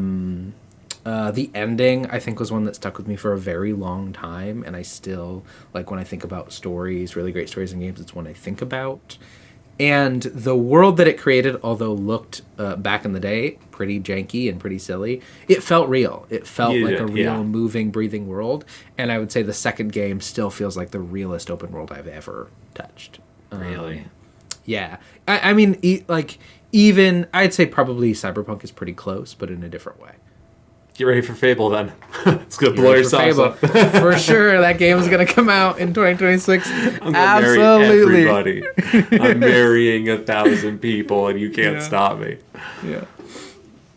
You can do that, apparently. I'm not weird. Yeah. Is there anything I didn't touch on, Eric, that you... Yeah. Anything that, Eric, you want to add? No, I really do think it encompasses everything. I think what I like about this game is what I don't like about Grand Theft Auto. Yeah. Like, I feel absolutely no connection to the idea of these characters or what this story is. In a lot of ways, there's some similarities. These are people doing bad things. I almost said bad before, but these people doing bad things. But they're not looking for redemption. They're diving in the well of just the worst stuff, right? Yeah. And committing all these horrible things, which is why I feel like I don't connect with GTA, but I very much connected with Red Dead Redemption 1 when I played it.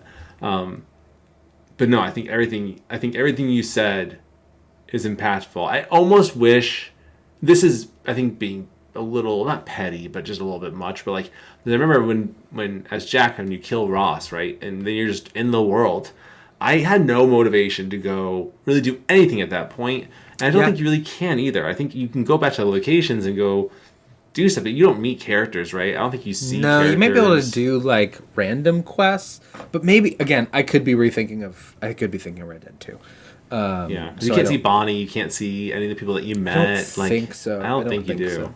Yeah, which I think would have been really cool if they ever want to redo this game, right? I think that could totally be happening one day. With the amount of times they've re-released Red Dead 1 or remastered or whatever, I could totally see Rockstar be like, we just, remake this game. Yeah. If they wanted to add more to Jack's story of meeting Bonnie or, meeting all these other people, and getting to learn who his father was from his actions, that could be something that could be really cool. Yeah, absolutely.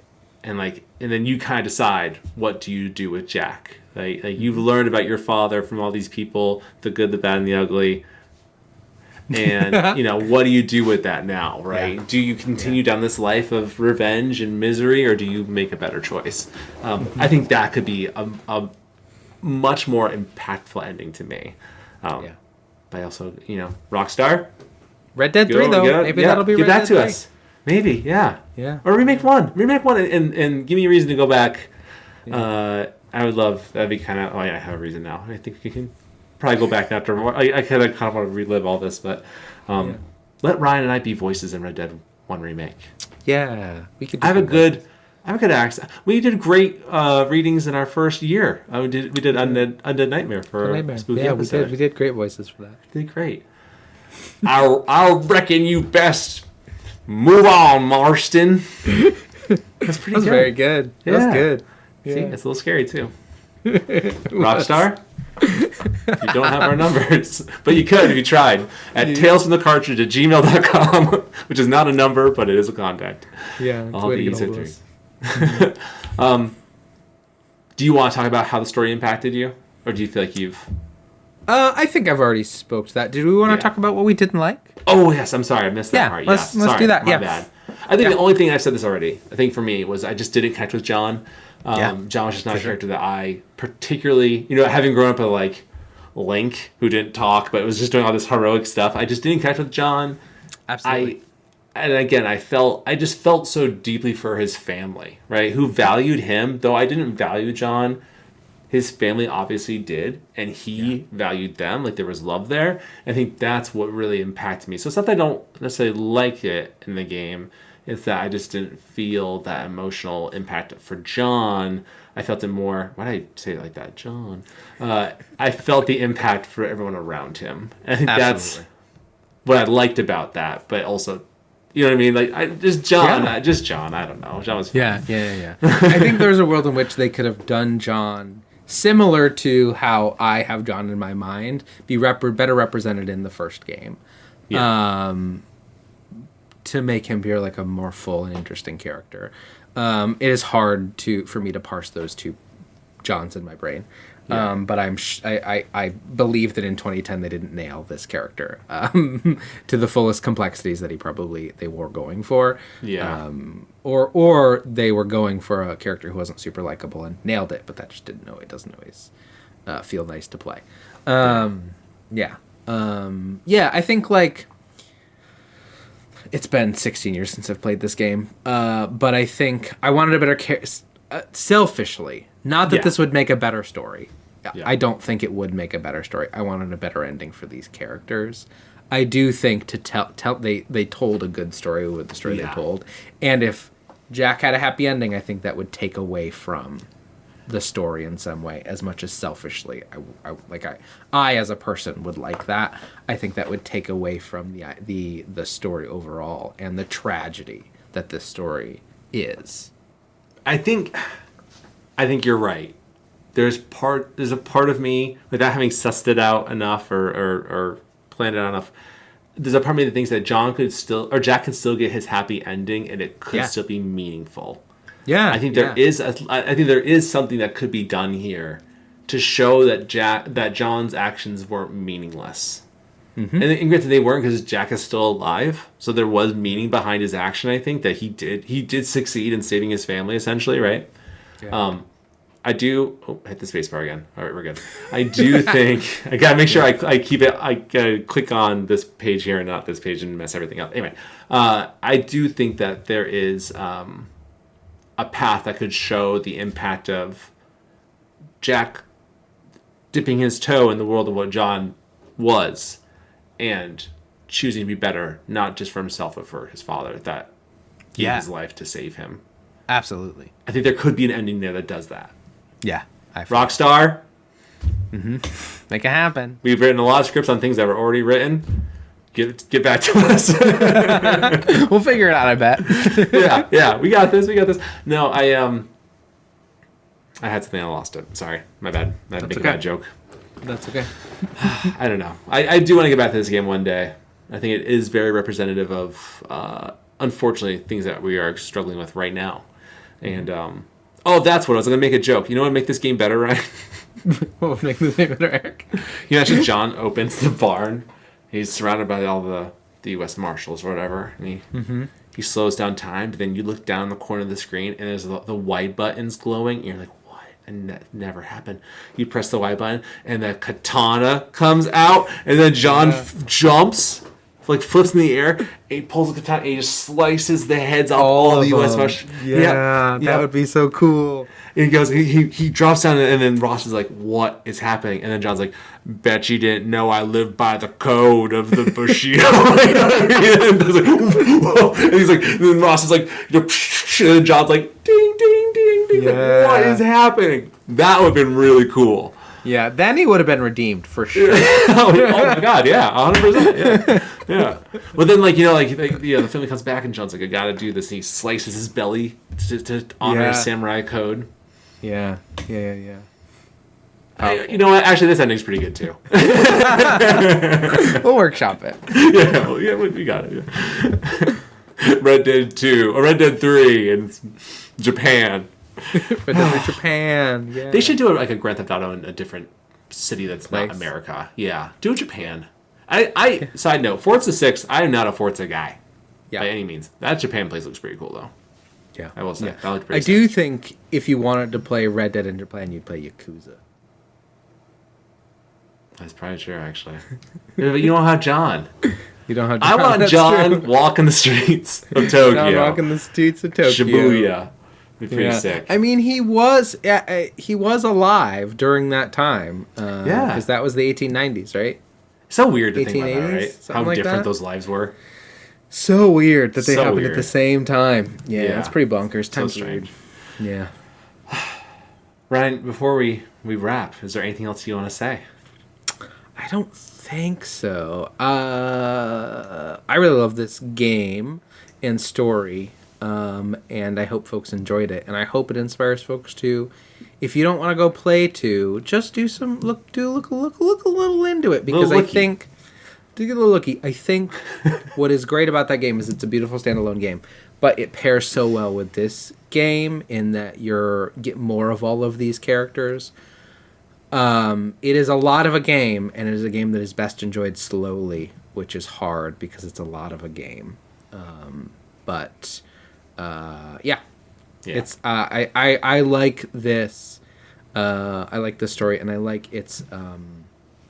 I'm just rambling. We can cut all of this. Okay. I like the echoes in other games that we've played that are echoing with this, of like The Last of Us, or even in a very not very echoey way, like Expedition, right? Like I'm doing this bad thing for the next generation. Yeah. And is that worthwhile, and is that valuable? Although that is different, but you know what I mean. I like it kind of that similar. idea. That idea I enjoy of.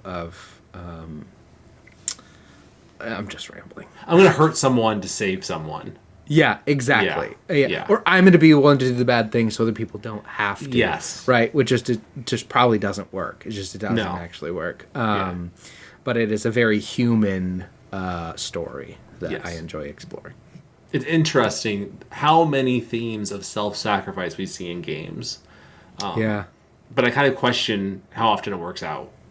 Yeah. You know what I mean? Now I'm thinking about it. Like, I mean, I think Mario is kind of the only one that really gets a pass, because like it's Mario. You know what I mean? Like games like this, or like Expedition, or I don't know, really any game that has a kind of a complex understanding of what's going on, or a complex theme that they're working with here.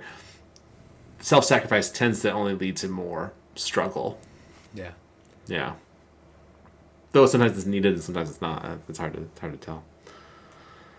So, but Eric, what about you? Anything you want to add before we end?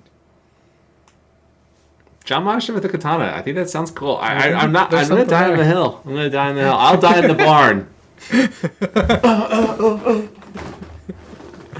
No, I think I'm always excited to record with you. And as a part of me, I was like, I wonder if I'm going to catch with this game again. And I think this impact me more. I just love doing Tales, because like it just, these games and these stories and the characters and the narratives and all the things that happen have so much more meaning to it than I realized at the time, until I talk about it with you, until we talk about it and break it down, and these themes come out and our feelings come out. And I just hope other people listen to this and really feel a connection to it as well, because I think that's the cool thing, especially about video games, that you are living in these moments of these characters' lives and what they do with them. Sometimes you have more impact than not, but there's so much behind it. And I think there's so many good things you can take away to enhance your life. And that's one of the coolest things about video games. Absolutely. Yeah. So, go play Pokemon. Could have a good time figuring out the themes of that game. I don't know what they mean. Don't go capture everything. That's not healthy. I mean, can you think about this? Let's take a moment really fast. Sorry, we're going to break this down in a second. Mm-hmm. People capture Pokemon. Yep. And they put them in a computer. Yep. And they just rot in a Pokeball forever. Yeah. And we celebrate it. We do. Yeah. And Pikachu gets to just walk around without a Pokeball. Mm-hmm. Pikachu's figured it out. I think. Do you hold Pikachu more accountable because Pikachu knows that like they could just say no, but isn't helping the other Pokemon? Or do you think Pikachu is like, you're doing your best out there, Pikachu, good for you? Do you think Pikachu has more responsibility to like fight for the rights of other Pokemon now that they've achieved them? I would say arguably no. Mm-hmm. I would say Pikachu is a good representation of what could be. Mm-hmm. It's not necessarily Pikachu's responsibility, but something that it could be pushing the narrative of more. Yeah. Or maybe let's just not capture him at all. Mm-hmm. Maybe let's just take pictures. Right? I'm taking a lot of bird pictures lately. I'm gonna be that guy. Yeah. Yeah. I saw California wren this today. Cool. My bird feeder. Right. So can we just be that? Can we just be cool? We can just be cool. Storygoers, let us know what you think. talesfromthecartridge@gmail.com. All the E's are threes. We might cut all that out. We might not. We'll see what happens. We'll see how it goes. But Ryan, I think this is a great first game to start. A great game to start at the beginning of 2026. Yeah. Again, a great lesson to learn from. And on a serious note, for all those who are being affected by all the craziness in the world, right, especially here in the States, don't do what you have to do. Preserve yourself as much as possible. Just remember, don't become the thing that you are trying to fight against, right? Yeah. Be better than that, not only for those around you, but for yourself as well. You deserve that. And for those of you outside the States dealing with your own struggles, I wish you I think we both wish you the best of luck. Mm-hmm. And please just know that, I think we in the States have a bad rep right now, and rightfully so for many reasons, but not all of us are like that. Yeah. We're not a monolith, just like y'all aren't a monolith. Yeah. Exactly. Yeah. My biggest flaw is that I overeat. That is a pretty American stereotype, though. I eat my feelings. Yeah. I'm not proud of it. I'm working on it, though. I stopped buying chips. Smart. They're not allowed in the house anymore for me. Well, everyone, thanks for joining us today. It's just the whole episode is just chopped up so much. We're all rambling. We leave it all in. These are all little tidbits for those who stick around for the last rambling 5 minutes. Yeah, I think it's a lot of processing of emotion right now from this deep game of Red Dead Redemption. But anyway, yeah, absolutely. Storygoers, thanks for so much for joining us. Ryan, as always, you're the best. Yeah, couldn't ask for a better co-host. And I will see you in the next episode. Bye. No, I probably shouldn't do that. I take it back.